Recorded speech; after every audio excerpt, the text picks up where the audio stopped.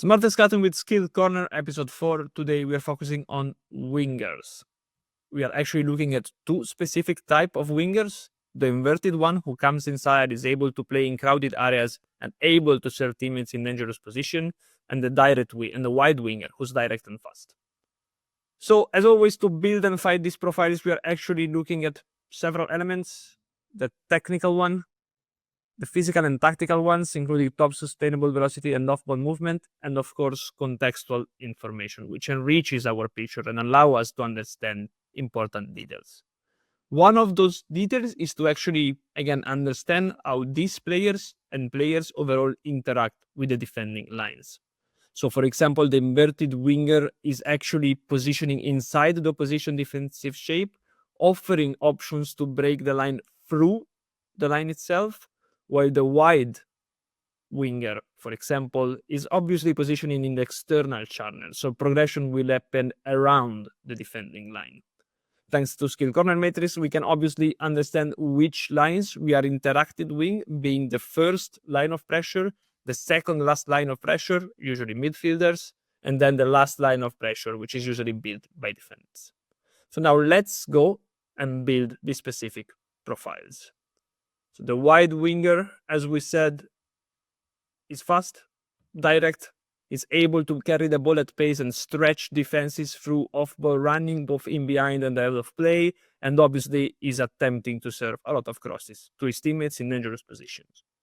Metrics here to actually measure all of this behavior could be PSV99, so top sustainable velocity, carries at speed, runs out of the ball and in behind, and of course, pass attempts to cross receiver runs. On the other end, the inverted winger is quite different. He's a creative player who operates between the lines, offering options through the opposition midfield. This is different, as we said, for example, for what we have seen with the number 6, who was playing between the first line of pressure and the midfield pressing. This guy, on the other hand, is more focused on staying between the midfield and the defense of the opposition. So he's comfortable in receiving in those crowded areas, turning forward to face the goal and initiate progressive action. He links up play in the final third and finds runners in behind with key passes.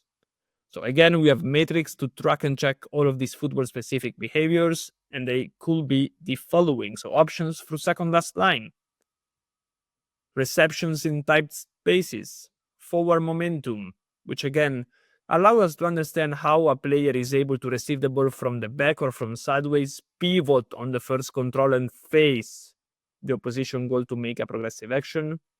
Possessions and finish, really specific phase of game, and pass attempts to runs in behind. Now let's go in SkillCorner's web app lab and check on the profiles and the resulting players.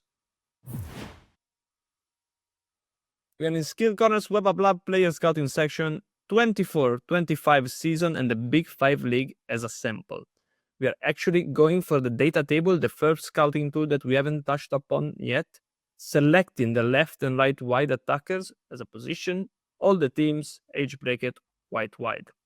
If you go down here, you actually enter the metric selection panel. We have 8 areas belonging to our physical and game intelligence suite.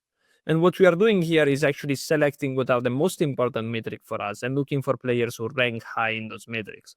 So for example, if we go in physical, as we said, peak sustainable velocity is really important for us. So we are looking at players who rank above the 70th percentile in this specific metric. The reasoning is the same for all the other metrics that we use to build our profile. So for example, off-ball running, we go for runs out of the ball and runs in behind. Pass types is cross receiver runs, so pass attempts to those kind of runs. Possessions, we go there for carries at speed. So the result here is a table where you can actually check all the information about the players who do well in this matrix. And we have, for example, Garnacho, Anthony Gordo, Elanga, and other players that are actually direct, fast wingers, operating mostly on the wide channels.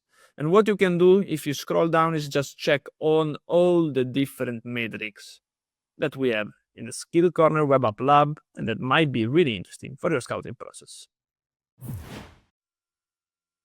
Episode 4 is coming to an end, so short recap as always to see what we have just done together. We have been able to filter down hundreds of wingers based on specific characteristics that we have defined and are relevant to your game model or to your scouting and recruitment processes.